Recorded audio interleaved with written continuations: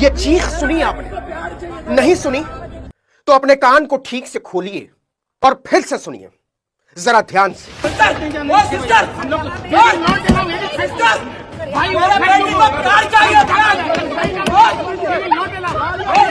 मेरा बेटी का ब्लड आ रहा, नीचे से ब्लड आ रहा, प्यार चाहिए, दे दो।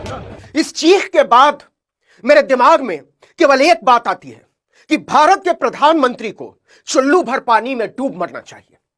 वो नारे उछालते फिरते हैं कि हम भारत को एक विकसित देश बनाने जा रहे हैं। कब? 2047 में, आज से 22 साल बाद, जब वो जीवित नहीं होंगे। और अभी की हालत यह है कि एक बच्ची का बाप, वो बच्ची जो खून से लथपथ पड़ी हुई थी, भारत के एक हवाई अड्डे पर उसका पिता यहां से वहां दौड़ लगा रहा था कि मेरे बच्ची के लिए एक सैनिटरी नैपकिन दे दो, क्योंकि वो खून से लथपथ है, उसके कपड़े खून से गीले होते जा रहे हैं। और नरेंद्र मोदी के इस न्यू इंडिया के पास उस बच्ची को देने के लिए एक सैनिटरी नैपकिन नहीं था। चुल्लू भर पानी में आप डूब क्यों नहीं जाते? भारत के प्रधानमंत्री नरेंद्र मोदी, सुनिए। मेरा बेटी का ब्लड आ रहा, नीचे से ब्लड आ रहा, प्यार चाहिए, दे दो। हम ऐसा नहीं कर सकते। क्यों नहीं कर सकता? क्यों नहीं कर सकता?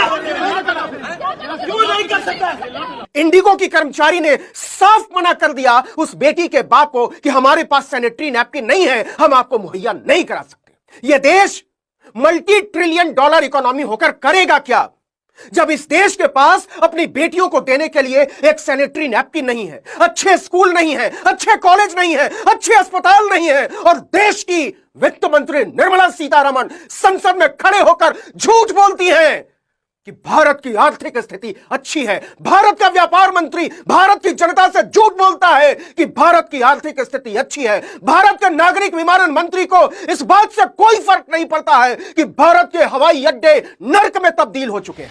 ड्रामा करने के लिए जगह बहुत होती है, जिसको करना है करते रहें। यहाँ ड्रामा नहीं, डिलीवरी होनी चाहिए। शर्म आती है नरेंद्र मोदी जी, आप पर शर्म आती है, और शर्म आती है इस देश की हर एक बेटी को, आप जैसे प्रधानमंत्री पर, जिसके पास देश के हवाई अड्डे पर अपनी बच्चियों को देने के लिए एक सैनिटरी नैपकिन नहीं है।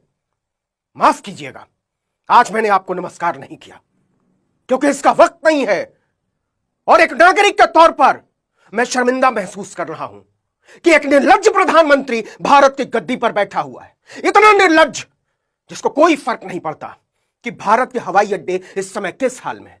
मैं रेल के मुसाफिरों की तो बात ही नहीं कर रहा, क्योंकि भारत की सरकार को लगता है कि वो रेलें चलाकर भारत की जनता पर एहसान करते हैं। क्या आप जानते हैं कि भारत के हर हवाई अड्डे पर डिस्पेंसरी होना अनिवार्य है, दवाई की दुकान होना